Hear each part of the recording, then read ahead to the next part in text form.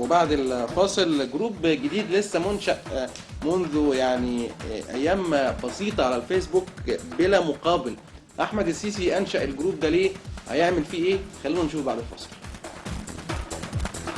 بلا مقابل جروب على الفيسبوك، انتوا عارفين ان احنا مندمجين مع الشبكات الاجتماعية، مع المدونين، مع المنتديات، يعني منذ بداية البرنامج منذ سنوات. احمد السيسي عامل جروب بلا مقابل وعنده رؤية في هذا الجروب. اهلا بيك يا احمد. اهلا وسهلا بحضرتك. منورنا. ربنا يخليك، ربنا يبارك فيك. انت جروبك شفناه مباشرة. ايوه فاهم. وعلى طول تراسلنا معاك وايه وعاوزين نعرفك يعني واهتمام القناه بتاعت حضرتك او برنامج حضرتك يعني بالشباب والبرنامج بس الجديده. لا البرنامج بس برنامج استاذ احمد بس.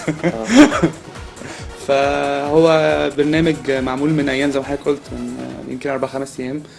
فكرته ان هو معمول عشان نتكلم او نقول كلمه شكر للابطال مصر في كل الحروب، ومش بس مصر، ابطال الدول العربيه كلها. يمكن احنا كشباب صغير ما حضرش حرب 73 ولا 76 ولا 73 قصدي ولا 56 ولا 67 سوري 67 ولا 73 ولا 56. فاحنا ما توصلناش مع الموضوع قد ما احنا شفناه في افلام او سمعناه من روايات من اهلنا فطبعا برضو عشان انوه على الفكره جت منين، ان مستر استاذ عمرو عبد الحميد كان عامل مقال في المصري اليوم بيتكلم عن ان هو كان في روسيا وشاف احتفالات في روسيا ازاي بتعمل وبيحتفلوا بالابطال. عمرو عبد الحميد مراسل البي في القاهره، مسؤول مكتب البي في القاهره والكاتب الصحفي المصري. بالظبط.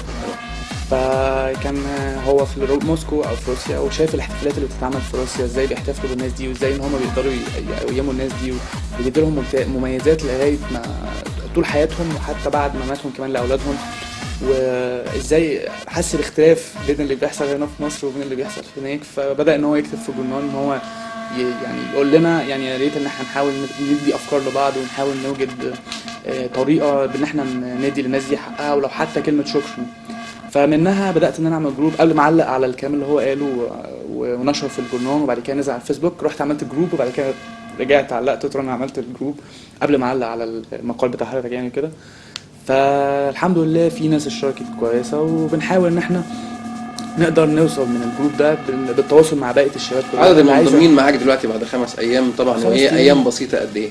تقريبا 60 فرد او حاجه. 60 فرد. ناوي تعمل ايه الفتره الجايه؟ يعني لو دخلنا على جروبك على الفيسبوك كمان كذا يوم، كمان اسبوع، بالزبط. كمان شهر، تمام. في 23 يونيو القادم، تمام. مثلا او في يوليو كمان، هنشوف ايه على الجروب؟ ايه اللي انت هتعمله؟ والله هو التارجت بتاعنا باذن الله ان احنا نحاول ان احنا يعني طبعا حضرتك انت عارف ان كوثائق احنا جمعناها عن الحرب او عن قصص الابطال بتاعتنا او كده، نعرف منها ناس معينه باسماء معينه. انا نفسي ان كل واحد اشترك معايا في الجروب لو يقدر لو هو يعرف بطل من ابطال حرب اكتوبر او 56 يقدر يعمل معاه مقابله او مقال او كده وينشره عندي على جميل قوي. انت هنقدر نجمع على الاقل انت مسكت خيط مهم اللي هو ابطال حرب 6 اكتوبر اللي هم الباقي منهم على يعني قائد الحياه يبقى متشابكين مع الشبكه الاجتماعيه لان هم مش موجودين على الفيسبوك فعلا. بالظبط. او لو واحد موجود معايا من ابطال الحرب ومن ابناء ابطال الحرب، او لو واحد موجود بصفه فرديه فهو موجود بصفه فرديه، لكن احنا ما لهمش تجمع. وميزه الفيسبوك ان هو بيعمل تجمع للمجتمعات. بالظبط. هو طبعا دلوقتي اكتر اسهل وسيله انك انت تعمل بدل ما تعمل الرابطه الاجتماعيه اللي مش عارف بتاعت زمان اللي كان بيبقى لها مقر كذا، لا انت بتعمل دلوقتي جروب على النت تقدر تجمع فيه مع كل الناس اللي معاك في جروب. كل واحد بيقدر يدي افكاره في ثانيه بكليك بينزل على الفيسبوك.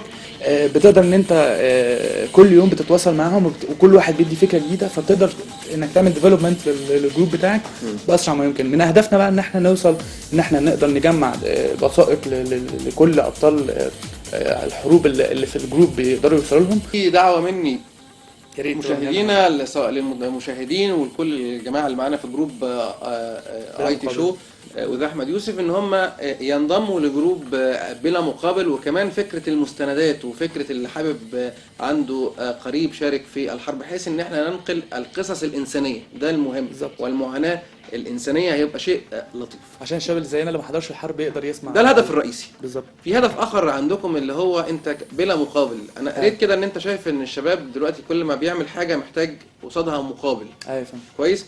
ده كويس ان انت تشتغل وتاخد مقابل، بالظبط. لكن على الجانب الاخر لابد يبقى ليك بعض المساهمات في الحياه بلا مقابل. بالظبط يا فندم، اكيد. اللي هو العمل الاجتماعي او ده المدني هدفكم، او احد حاجه. اهدافكم.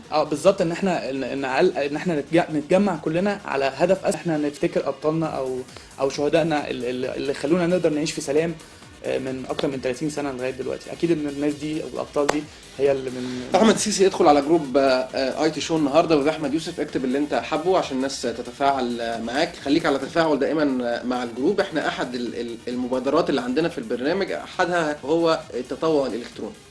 ميرسي جدا. يعني دي مبادره موجوده عندنا، وان شاء الله هتنزل ارض الشارع الفتره المقبله، بننسقها مع الفالنتيرز والمتطوعين عشان نعمل تطوع الكتروني او تطوع كمان باستخدام التكنولوجيا، فنعمل تنميه للمناطق الفقيره ونعمل تنميه للفقراء. انتظرونا كما وعدنا في هذا الموضوع. جروب بلا مقابل، اسم جميل من شاب جميل لفكره حلوه. احنا معاك وهنتابعك باذن الله يا فندم. فكمل بقى مسيرتك. اديتنا الفرصه دي. شكرا احمد. ميرسي بصراحه. نورتني. ربنا يخليك. Hey you, don't help them to bury the lies.